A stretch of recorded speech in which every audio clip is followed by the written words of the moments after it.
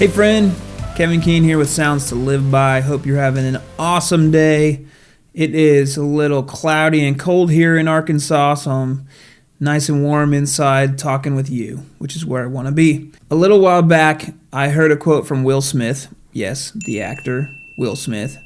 Fresh Prince of Bel-Air, to be exact. And he said that he's found in his career it's important to fail fast and fail often. And it really got me thinking.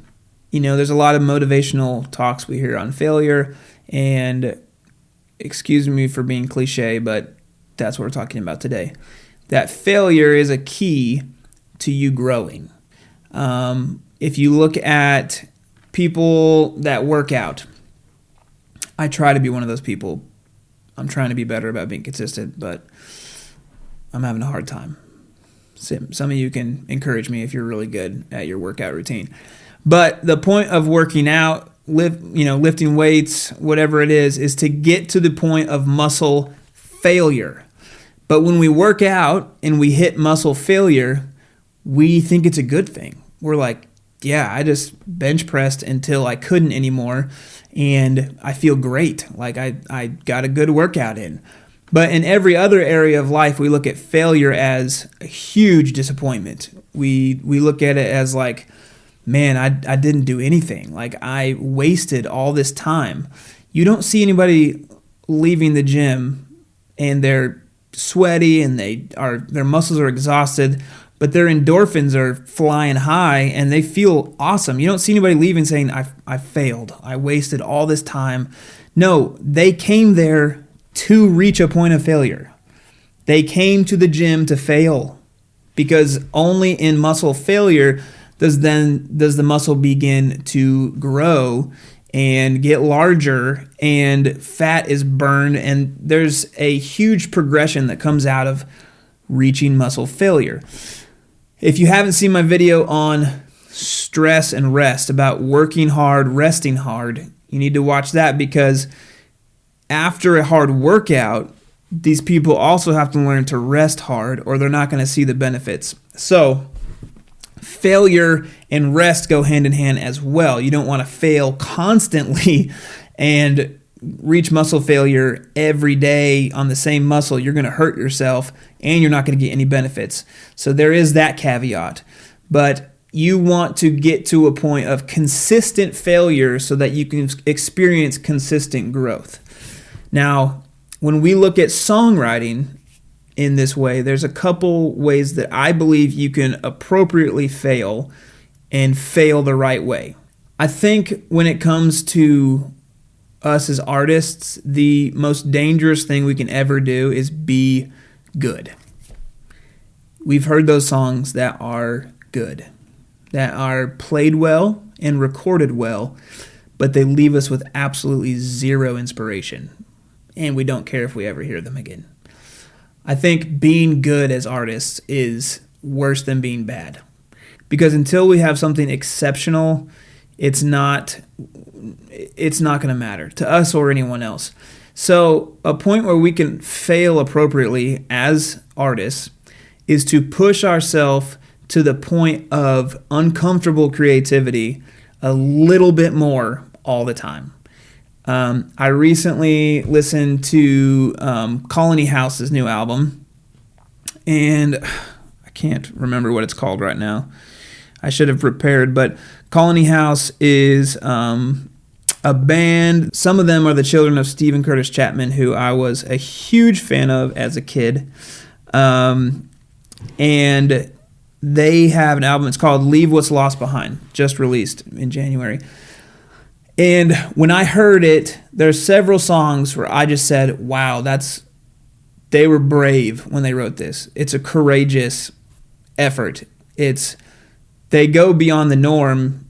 And I haven't listened to a ton of their older stuff. Maybe they've done this all along. But this album to me was brave, is a word that I just kept hearing for it. And that's what I want people to hear when they hear my music. And I hope what you want for your music is they say, man, that artist swung for the fences and just knocked it out of the park. Actually, I'd rather have them say that artist swung for the fences and struck out than to say that was a good song. That's, ugh. I don't want to just be good. I don't know about you. I want to either be great or known as they gave it their freaking best and never hit a home run. But man, they've tried harder than anybody out there. I'd rather fail completely or hit a home run than to just, bunt to first base every time. I don't know why I'm using baseball analogies. I know next to nothing about baseball, but there you go. So how can we be brave with our songwriting? Well, I think there's just some things that we're used to. We stick in our genre. We have our certain rhyme schemes that we like lyrically. We have maybe a song structure we like that we slip into. It's easy, it's convenient. And so any of those areas that you can acknowledge, okay, I do that a lot. One way to, be brave and to be willing to risk failures so that you can grow is to change up some of those convenient comforts that you have. Maybe they're even things that you've established as your thing, your sound, but has become a crutch. Kick that crutch out. Just do something different. So that's the first way. Do something totally different. Be willing to do something different. If you're used to writing on guitar, write on piano. Even if all you can do is plunk out some notes, just write on an instrument you're not familiar with. Or write a cappella. Maybe you don't put it out a cappella, but maybe write the whole song, lyric, melody, everything without touching an instrument. If you're in a full band and all you do is play full band stuff and write full band, write a stripped down acoustic version if you've never done that. Do something totally different than what you're comfortable with. Challenge yourself. Be brave.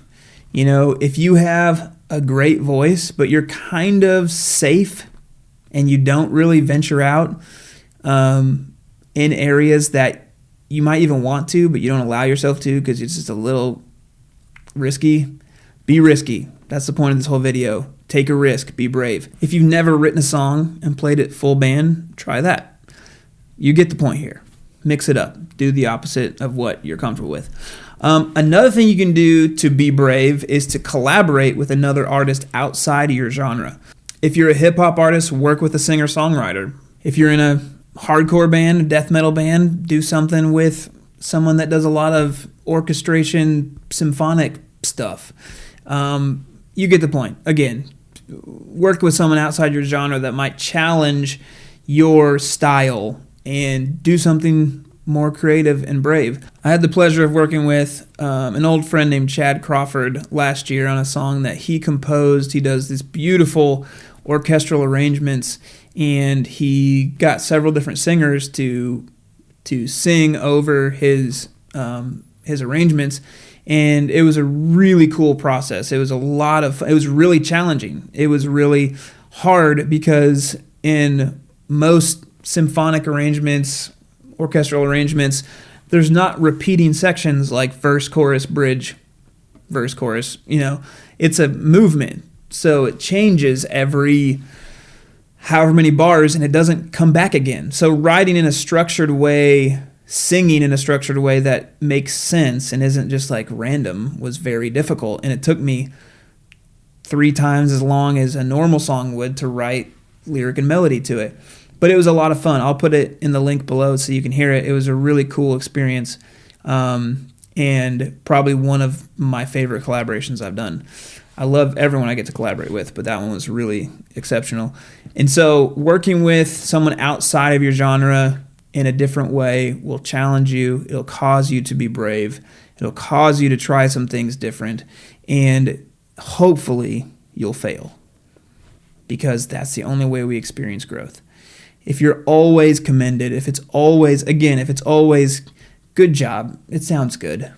I don't know if you're like me, but that's the last thing I want to hear. I either want to hear that, I want people crying, or I want them to say, you need to try harder next time, Kevin.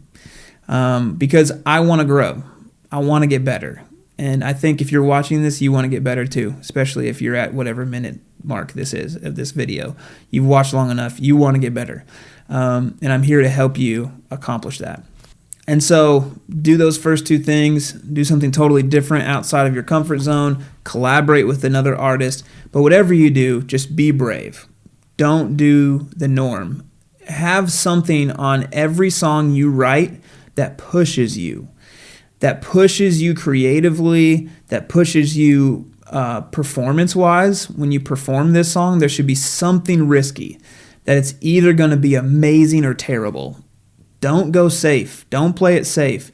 No one is ever remembered that played it safe. And if you're an artist, you want to make your mark on the world for the good of the world, because you have a gift that everyone needs to hear, everyone needs to experience. So be brave enough to push yourself to the limits. Stretch yourself to failure so that you can grow. And let's, get your voice out. Let's get you to the point where you are really finding who you are as an artist because you've been brave enough to fail. That's it. Fail fast, fail often. Thank you, Will Smith. Thank you, Fresh Prince of Bel-Air. We appreciate it. Hopefully you'll watch this someday. I seriously doubt it. If you do, please let me know. If you haven't got the Killer Melody Checklist yet, get that. It'll help you. It'll help you be brave. If there's something in your melody that checklist kind of brings out as like, oh, I don't have that in there, or oh, I'm not following that principle. That's true. I need to do that. That checklist will help you change up what you have. Be brave enough to change it, and courageous enough to try something different. The link's below. Grab that checklist. Please comment. Let me know what you think about this topic. Email me, kevinkeen@gmail.com. Let me know what you think. I want to hear if these videos are valuable to you. I said it in another video, but if they're not valuable, I want to know. I want to push myself to failure. If this video series fails, I'm fine with that, because I'll grow and I'll do something different that will help the songwriting community. But if these are beneficial to you, please let me know. If they are, share them with other songwriters that you know that you think it would benefit them. I want to do this only if it helps. If it doesn't, I'm okay with failing. And do that. Grab the checklist. Let me know what you think. And look at your songs. Be brave enough to fail. Let me know how it goes. We'll see you next time.